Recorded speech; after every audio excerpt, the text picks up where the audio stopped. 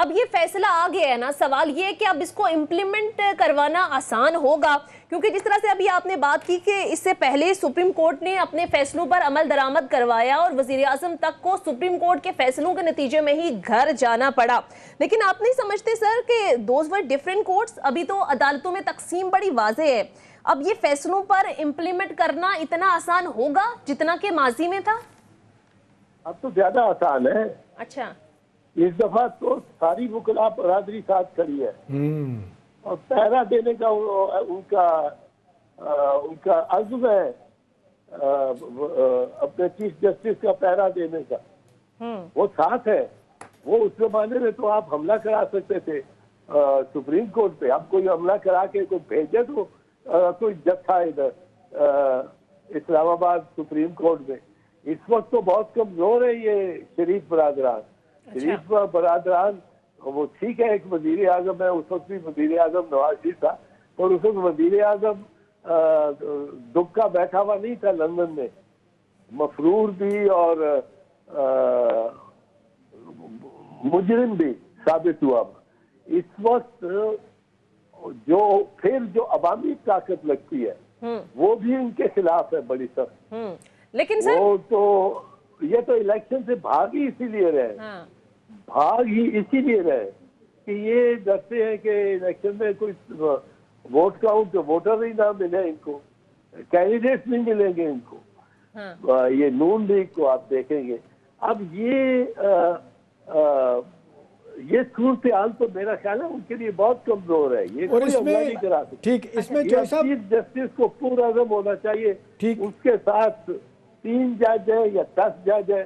وہ جو بھی جج ہے they form the supreme court of Pakistan. اور یہ ریفرنس لانے کی جو بات کر رہے ہیں اعتزاز احسن صاحب، گورنمنٹ جو بات کر رہی ہے کہ ان 3 ججز کے خلاف ریفرنس لانے کا بھی ہم سوچ رہے ہیں. نہیں ریفرنس لانے کی ہمت نہیں کر سکتے. اچھا، 5 ججز کے خلاف وہ ریفرنس لے آئیں گے. 5 ججز کے خلاف پھر وہ درخواست دے رہے ہیں جو بہت اہم درخواست ہے کہ جو اور اس میں یہ تو ڈائریکٹ آ جائے گا. وہ درخواست دے رہے ہیں، میں نے پڑھا اس کو، اور اگر ابھی تک ان کو سوچ وچار کر رہے تھے اب اس کابینہ کے فیصلے کے بعد، تو بہت برحق ہے ان کی یہ درخواست اگر وہ الیکشن کمیشن کو دیتے ہیں کہ مسلم لیگ نواز کو ڈی رجسٹر کیا جائے پولیٹیکل پارٹیز ایکٹ سے. اچھا، اس سے ان کی حکومت بھی جاتی ہے، ان کی پارٹی جاتی ہے، اور اس کے علاوہ کرمنل کیسز بنتے ہیں. یہ تو آج بہت انوکھی بات کر دی ہے اس کابینہ نے. اچھا، اس میں جو صاحب اب الیکشن کمیشن پورے اعتماد ہے کہ فوج ہمارے ساتھ ہے. ٹھیک، اب سپہ سالار میں یہ نہیں کرنا کہ سپریم کورٹ کے آرڈر کو وائلیٹ کرنا، اسے نہیں کرنا. یہ میں آپ کو لکھ کے دے سکتا ہوں. اور یہ چیف جسٹس صاحب نے ایک سٹیج پہ کہا بھی تھا جب پچھلے 2-3 دن کی ہیئرنگ میں کہ ہمیں ضرورت پڑی تو ہم فوج کی مدد بھی لے سکتے ہیں. اچھا جوئی صاحب، یہ اب الیکشن کمیشن کی آپ نے بات کی. الیکشن کمیشن نے جس طرح اپنے آپ کو کنٹروورشل بنا دیا تھا، بالکل ان کے ساتھ پارٹی بن کے بیٹھ گئے تھے، اور آپ کو کیا لگتا ہے کہ یہ بڑا طے ہو گیا، فارمولہ طے ہو گیا کہ جی الیکشن کمیشن سوائے شیڈول دینے کے کچھ نہیں کر سکتا، تاریخ دینے کا ان کو کوئی اختیار نہیں تھا.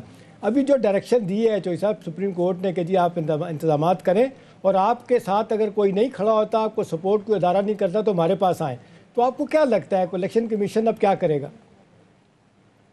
دیکھیں جی، یہ آرڈر احتشام صاحب میں پہلے دن سے کہہ رہا ہوں، میں 1 مارچ سے کہہ رہا ہوں جی، یہ آرڈر سپریم کورٹ کا آرڈر ہے. یہ آپ کا میرا آرڈر نہیں ہے. ٹھیک، یہ کسی ماتحت جج کا آرڈر نہیں ہے.